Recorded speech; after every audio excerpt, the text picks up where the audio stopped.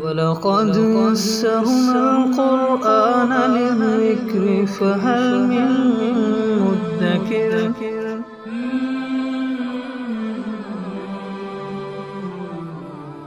سورة العادیات۔ اعوذ باللہ من الشیطان الرجیم، بسم اللہ الرحمن الرحیم۔ والعادیات ضبحا فالموریات قدحا فالمغیرات صبحا۔ یہ ایک طرز کی، ایک نوعیت کی کچھ صورتیں چلی آ رہی تھی۔ سورہ صافات سے شروع ہوتی تھی، والصافات صفا والزاجرات زجرا والتالیات ذکرا۔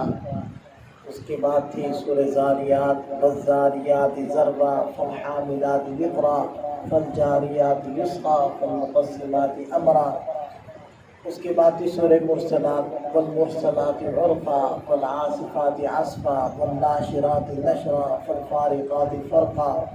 اس کے بعد تھی سورہ نازعات، والنازعات غرقا والناشطات نشطا والسابحات سبحا۔ اور اس کے بعد ہے یہ پانچویں اور آخری سورت سورہ عادیات، والعادیات ضبحا فالموریات قدحا فالمغیرات صبحا فأثرن به نقعا فوسطن به جمعا۔ یہ جو ابتدائی 5 آیات ہیں، ان میں اللہ تعالیٰ نے گھوڑوں کی قسمیں کہیں۔ فرمایا والعادیات ضبحا، قسم ہے ان گھوڑوں کی جو ہانپ ہانپ کر دوڑتے ہیں۔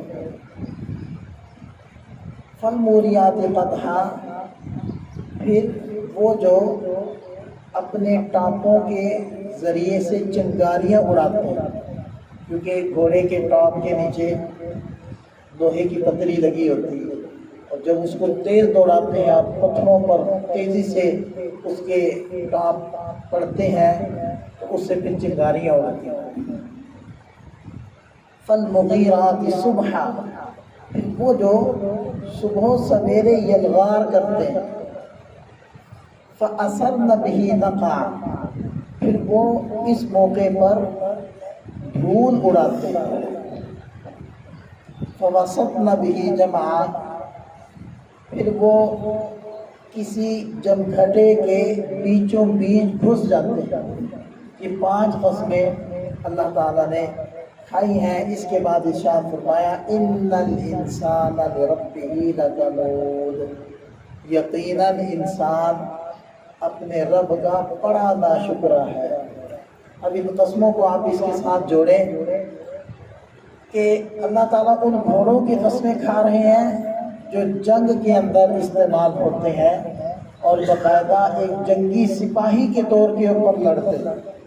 دیکھیے گھوڑے کا ایک کام تو ہوتا تھا کہ وہ سوار کو اپنے اوپر سوار کر کے دوڑتا ہے، دوسرا کام اس کا یہ ہوتا تھا کہ باقاعدہ وہ جنگ میں حصہ لیتا تھا، لڑتا تھا۔ جو مخالف فوج کے لوگ زخمی ہو کر گرتے تھے ان کو اپنے سموں تلے کچلتا تھا، ٹکرے مارتا تھا۔ اسی وجہ سے جو پیادہ پا ہوتا تھا اس کا ایک حصہ ہوتا تھا غنیمت میں، اور جو سوار ہوتا تھا گھوڑے پر اس کے 2 حصے ہوتے تھے، ایک سوار اور ایک گھوڑے کا۔ تو اللہ تعالیٰ نے ان گھوڑوں کی قسمیں کھائی اور اشارہ اس بات کی طرف کیا ہے کہ انسان تھوڑا غور کر، گھوڑا ایک انسان سے کتنی زیادہ طاقت میں ہوتا ہے۔ اگر ایک گھوڑا بلک جائے تو میرے خیال سے ہم سب کے پاس تو قابو میں نہیں آئے گا۔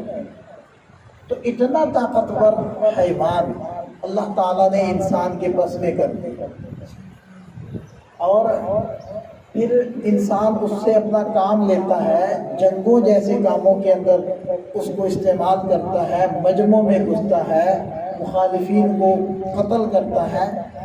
تو اللہ تعالیٰ انسان کو متوجہ کر رہا ہے کہ اے انسان تو تھوڑا غور کر، تو نے اس حیوان کو، گھوڑے کو پیدا نہیں کیا، صرف چارے کھلاتا ہے، تو ہم نے گھوڑے کو تیرا ایسے فرما بردار کر دیا کہ وہ تیری ہر بات مانتا ہے۔ تجھے تو ہم نے پیدا کیا ہے، اللہ نے تو ہمیں پیدا کیا ہے، ہمارا ایک ایک عضو اس کے حکم سے چل رہا ہے، ہمارے اندر اس کی پھونکی ہوئی روح ہے، اللہ کی جان ہمارے اندر ہے۔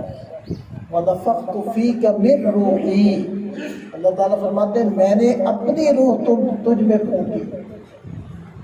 اللہ کی روح ہمارے اندر موجود ہے، اللہ کی دی ہوئی جان ہمارے اندر موجود ہے، اس کے حکم سے ہمارے سارے اعضاء حرکت کر رہے ہیں، کام کر رہے ہیں۔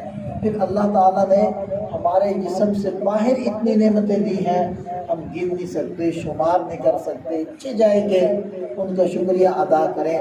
تو اس کا اثر تو یہ ہونا چاہیے تھا کہ بندہ اپنے رب کا شکر ادا کرتے ہوئے نہ تھکتا، لیکن اللہ تعالیٰ کیا شکوہ کر رہے ہیں؟ ان الانسان لربہ لکنود، یقیناً انسان اپنے رب کا بڑا ناشکر ہے۔ اللہ تعالیٰ نے حضرت داؤد علیہ السلام سے فرمایا تھا اعملوا آل داؤد شکرا، اے داؤد کے گھر والے میرا شکریہ ادا کرو، وقلیل من عبادی الشکور، میرے شکر گزار بندے ہیں ہی بہت کم شکریہ ادا کرتے ہیں۔ جس سے بھی پوچھیں، جس کو بھی دیکھیں، اس کی زبان پر شکوے ہیں، شکریہ نہیں۔ وَإِنَّهُ عَلَى ذَلِكَ لَشَهِيدٌ، اور یہ انسان اپنے اس عمل پر خود گواہ ہے، اس کا عمل بتا رہا ہے کہ یہ شکر گزار ہے یا ناشکر ہے۔ شکر گزار تو فرما بردار ہوتا ہے اور ناشکرہ نافرمان ہوتا ہے۔ تو دیکھ لیں اکثر انسان نافرمان ہے، اکثر غیر مسلم ہے، مسلمانوں میں سے بھی اکثر بے عمل ہے۔ تو یہی اس کا عمل اس کی اس ناشکری کے اوپر دلالت کر رہا ہے، اس کی وضاحت کر رہا ہے کہ یہ کتنا بڑا ناشکر ہے۔ بل الانسان علی نفسہ بصیرہ، سورہ قیامہ کے اندر اللہ تعالیٰ نے فرمایا تھا انسان خود اپنے آپ کو خوب اچھے طریقے سے جانتا ہے، اسے پتہ ہے کہ میں کیا کر رہا ہوں۔